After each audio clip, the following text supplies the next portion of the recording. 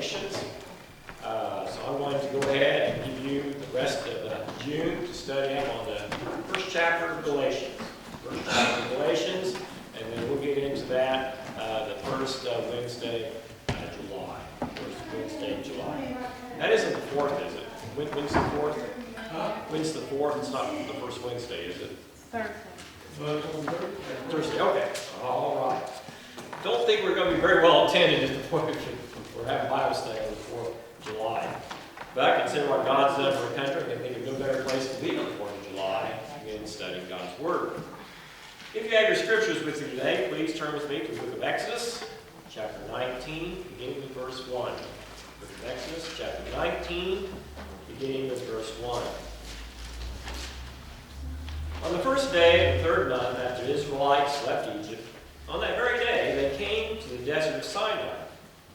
And after they set out from Rephidim, they entered the desert of Sinai. And Israel camped there in the desert in front of the mountain. Then Moses went up to God. The Lord called him to the mountain and said, "This is what you are to say to the descendants of Jacob, and what you are to tell the people of Israel. You yourselves saw what I did. You yourselves saw what I did, how I carried you on eagle's wings and brought you to myself. Now, if you obey me fully and keep my covenant, then out of all the nations you will be my treasured possessions. Although the whole earth is mine, you will be for me a kingdom of priests and a holy nation. These are the words that you are to speak to the Israelites." You know, most of us live pretty independent lives. In fact, it's coming to the point where we think we know better than God. I heard a story, you might have heard it before. Supposedly the scientist came up a way to make man out of dirt. He announced to the world, "Hey, I can make men out of dirt. We no longer need God. We don't need God any longer in our lives." God heard the scientist. He says, "Tell you what." God came down to the scientist and said, "I'm going to challenge you to a man-making contest. We'll see just who can make the best man." The scientist says, "Okay, God, I'll take you up on that." So they went outside. God bent down and got some dirt, started forming a man. And the scientist, he got down, was reaching to get some dirt. God says, go get your own dirt. You know, there's just some things that no matter how smart we think we are, we cannot do. There is a kind of a pattern in life that if we want God and we want the blessings of God, there's a set pattern that we must follow. And God was basically telling the Israelites, look, you did not free yourselves. You know, it was me. You didn't get together in an army. You didn't commit a guerrilla warfare against the Egyptians. I carried you out. You walked out free people because of the plagues that I sent against Pharaoh, including the death angel. I was the one, when Pharaoh had you backed up against the Red Sea, that I was there to open the Red Sea for you so that you could cross the other side in safety. And I was the one that closed the Red Sea over Pharaoh's army. You basically were the recipients of what I did. You know, it makes me think of a lot of people today think that the first part of salvation is up to them. It's up to them. I don't know how many times I've heard this, I'll invite somebody to church and they say, "Well, preacher, I tell you what, I got some things in my life. I know that God doesn't approve of them. And to tell you the truth, if I come through the church doors, the walls will basically kind of cave in on me. So I tell you what, I need to get my life, I need to get right with God." That's what they say. I need to get my life right. I need to get my life right with God. And then I'll come to church. But if you really think about it, just the opposite is true. God says that I'm the one that will save you. If it wasn't for the cross, if it wasn't for Jesus dying on the cross and shedding his blood, it really wouldn't make any difference what kind of life that we lead. We could be, try to be the most perfect people in the world. We can do all kinds of good deeds. We can give all of our money to good Christian causes. And yet we would still fall short. We would still be sinners. The only way that we can can ever think about gaining God's kingdom, gaining salvation, gaining His blessing, is when we believe what His Son, Jesus, did on the cross for us. Without the cross, there is no salvation. In the book of John 4:19, says it pretty plainly to me. He says, we love because He first loved us. We love because He first loved us. Again, He loved us first by sending His Son. We cannot save ourselves without what His Son did for us on the cross. Unfortunately, sin often blinds us to this fact. It blinds us to the fact that we are actually responsible for our sin. It blinds us to the fact that we cannot get salvation without Jesus Christ. Now, I've said many times, if we can, in a sense, work our way by doing good deeds into heaven, then why did Jesus die on the cross? Why was it necessary for Him to come down from the splendor of heaven and die such an agonizing death on the cross if we could save ourselves? That means He would have died for no reason and no purpose at all. Now, we need His blood to cleanse us and free us from our sins. It is paramount. We need to understand this. Because if we don't understand this, then we cannot be saved. But unfortunately, as I say, so many people think that they need to do something first. That the first step is somehow up to us. Again, the reality is that it's not up to us. God first had to move before we could be saved. Which brings us to the second step in salvation and receiving God's blessings, which is obedience. Basically, obedience is what we do. Obedience is our part in that step, in that pattern. And God says that He wanted His people to be fully obedient to His covenant. Now, we've got to understand that when Moses went up to the mountain, we know the famous part about where he received the Ten Commandments written in stone. But what we don't always hear about, remember, is that God had other laws for His people. And in the end, there was around 618 laws. And God says, if you keep all these laws, then you'll receive my blessings, you will be saved. Wow. I can't hardly remember my own name some days, let alone 618 laws. And I think God understood that there was no way that His people were going to be able to keep all these laws perfectly. If they could, they'd be saved. And we know that they can. He knows that they can. And so in these laws was, if you want to find appeasement for sins that you've committed against me, if you want to get to start over again, then here's what you need to do. And then there were sacrifices that they were supposed to make. Now I say appeasement, because appeasement is different than forgiveness. Appeasement means that basically God is overlooking your sin. Have you ever, said to somebody, I love you, and because I love you, I'm not going to hold this sin against you. And basically this is what God says, I really love you, but you messed up. But because you offered the sacrifice, and this is a way of saying that you were sorry because you offered a sacrifice. This time, I'm going to overlook that sin. But some people might say, oh, okay, since God's overlooking sin, all I have to do then is simply say I'm sorry every time, and then God will overlook my sin. But that's not how it works. The Apostle Paul said in Romans, far be it that you sin, so that, as he said, grace may abound. When we sin and we keep sinning, it's almost like we become zombies, spiritual zombies. Last week I spoke about how when we sin, when we go and we're baptized, we bury the old person, we bury the old sinner, we're raised up into a new life in Jesus Christ.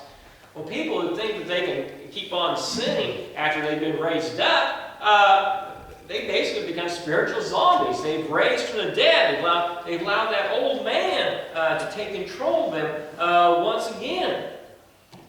Now, we know that there is grace in God. We know that He loves us, even though that we are sinners. But we also have to realize that if we love Him, that we will do the best we can not to continue in that old lifestyle. That's the reason that we have repentance. That's the reason that we have grace. You know, grace is a wonderful thing. Grace is a wonderful thing. In Psalms 103, beginning in verse 12, it says, "As far as the east is from the west, so far that He has removed our transgressions from us." You know, the wonderful thing about when Jesus died on the cross for us, Jesus' blood covered us. You know, God is not simply overlooking our sin. He's not saying, well, I understand, I remember your sin, I'm just going to overlook it this time. He has forgotten. Basically, He acts as if He has forgotten. Our sins has been removed from Him as far as the east is from the west, which is basically eternity. And because of what He has done, then we're not going to make a life of sin. We're not going to keep doing the same sin over and over again. But if we do, we know that there is grace there for us. Which brings us to God's blessing. You know, God tells His people Israel that if they obey Him, they'll be blessed in 3 ways. First of all, He will make them His treasure. You know, how do you treat a treasure? Does anybody here have a family heirloom, maybe an antique, something they received from their parents? Perhaps it's something that you can put in a cabinet and show. Perhaps it's a quilt or something that you have laying out, but you're proud of it. You treasure it. If you treasure it, you're going to take care of it. You're going to protect it. And God greatly treasures His people. You know, God has been so wonderful to us. He has blessed us. We live in a nation just where we have just remarkable freedoms that other nations don't have. We have our health. You know, some people, well, my health is not what it once used to be, but we have really, if you think about it, all the days that we were healthy, we were a lot more than we were ever sick.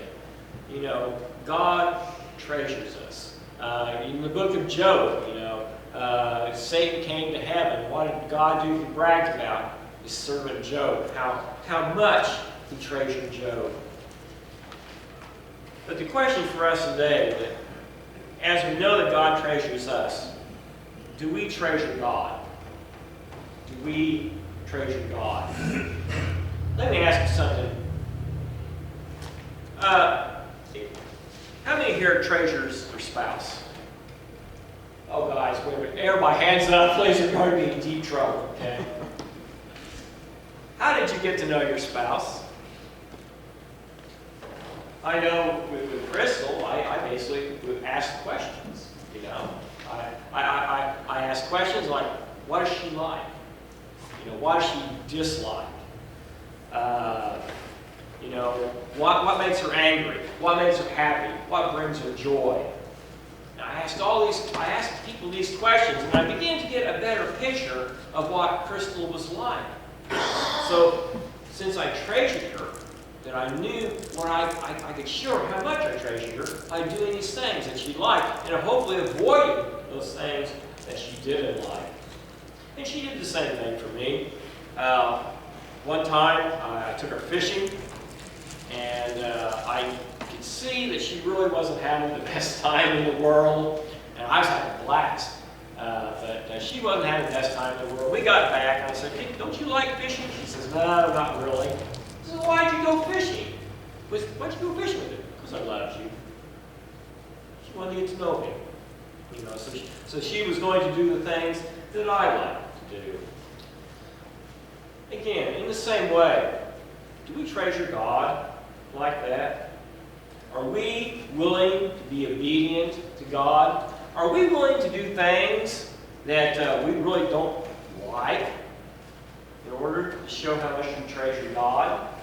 Are we ready to have certain beliefs? We think, well, I don't know if I really believe that, God. I think really it needs to be this way. I'm kind of troubled by this.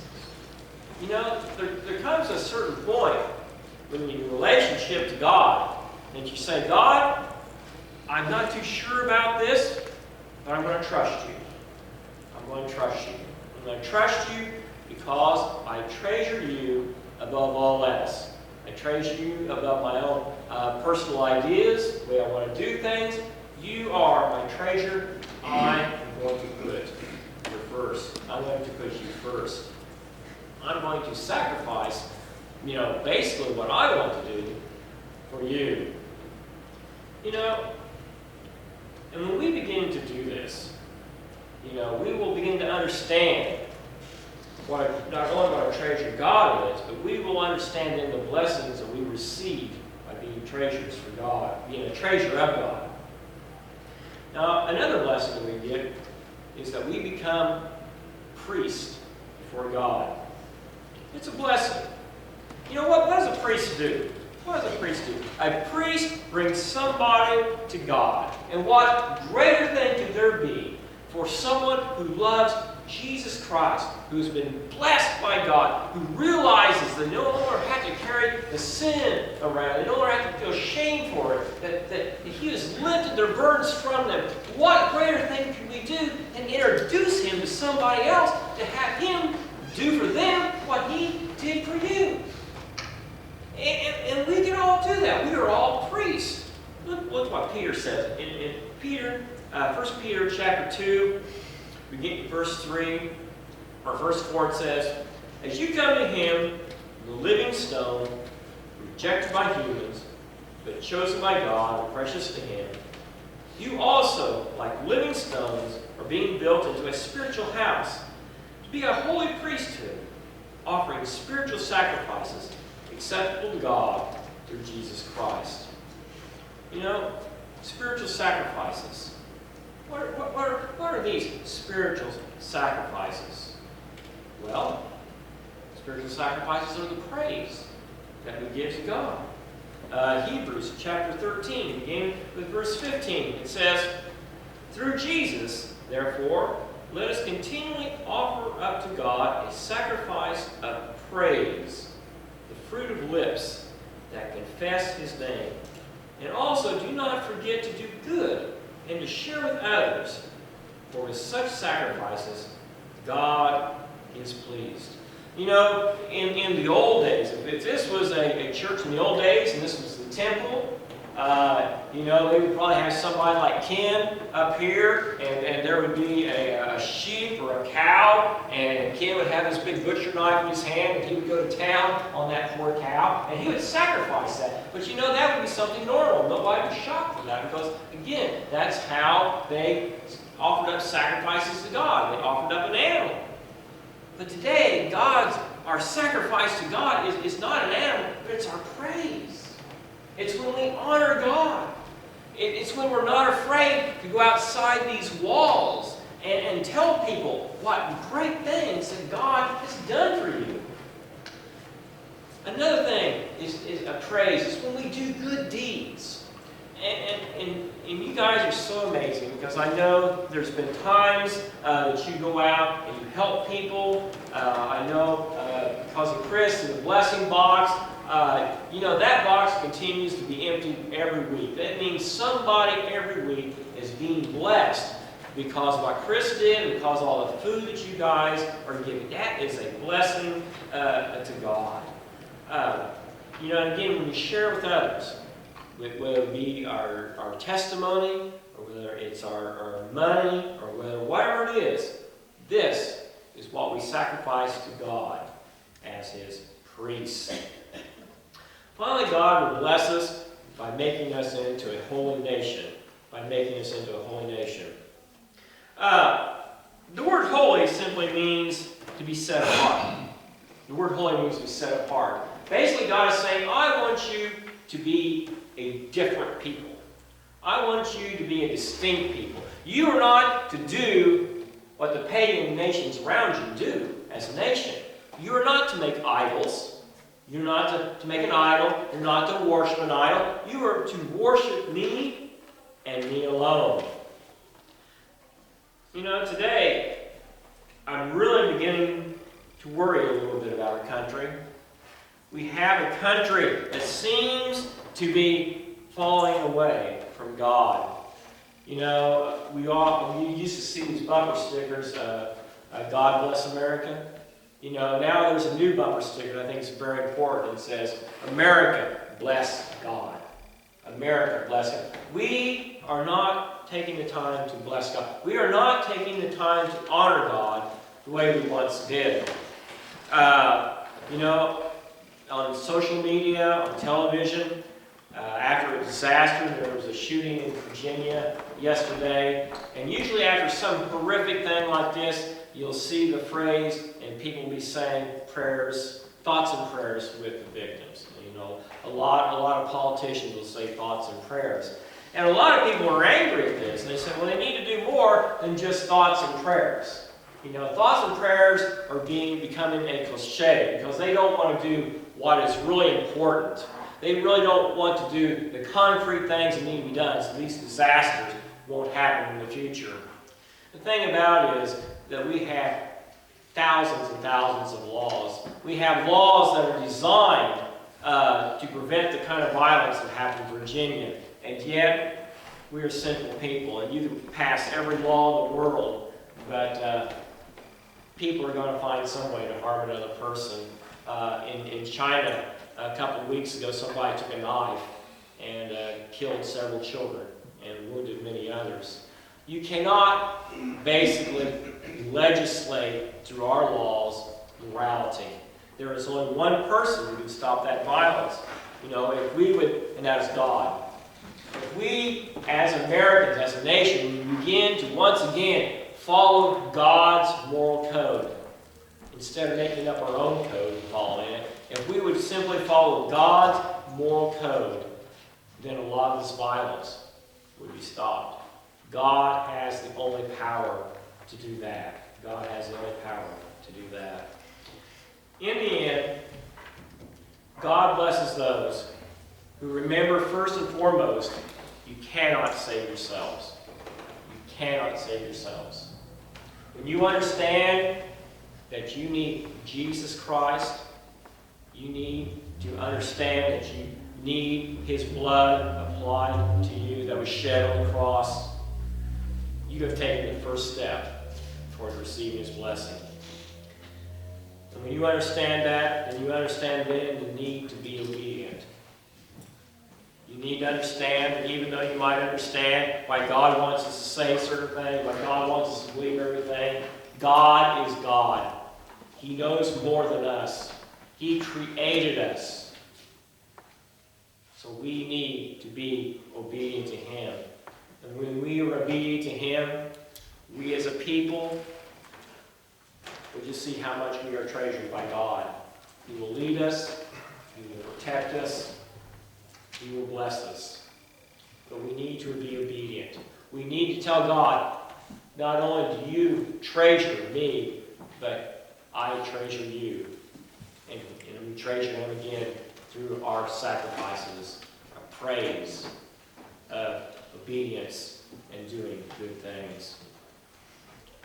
Today, if there is anyone here that has never been covered by the blood of Christ, we ask you to do that then as we sing our hymn of invitation. 62. 62.